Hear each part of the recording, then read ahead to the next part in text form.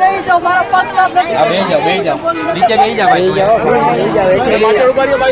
આયા બેહી જાઓ ભાઈ. મારા દીકરા હું નિરાધાર છું, મારે કોઈ નથી, આવડું ચોખ્ખું નથી, મારું કમાવાનું કોઈ નથી, હું ભાડાના પૈસા ક્યાંથી કાઢું? હું મોટો જરા ઊભી રહી જાય, મારા ઉપર પેલા પહેરવો, પછી મારા મકાન પર ફેરવવું.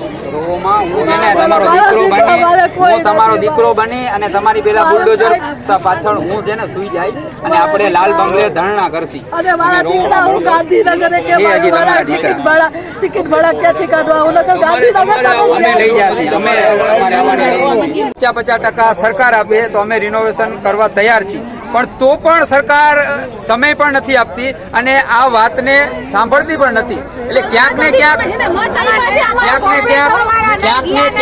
આ સરકારની મનસા ઉપર, વિચાર ઉપર સવાલ ઉઠે છે કે શું આ લોકોની જગા અહીંયાથી ખાલી કરીને ખાઈ જાવી છે?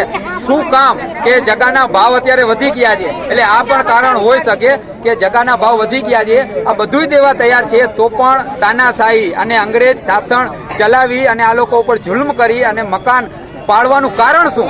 જો આ લોકો તો એમ કહે છે કે અમે સૌ ખર્ચે અમે કરી લેશી, તો આ આવાસ ને તોડી અને આ જનતાનું ખાઈ જવું હોય એવું સ્પષ્ટ દેખાઈ રહ્યું છે. જનતા એમ કહી રહી છે કે અમે અમારા સૌ ખર્ચે સરકાર 50% ભાગ દઈએ તો અમે કરાવી લેશી, તો પણ સરકાર જનતાનું નથી સાંભળતી. તો આ તો પેલે જે અંગ્રેજ હતા, રાજ કરતા હતા, એવું જ શાસન આવી ગયું છે.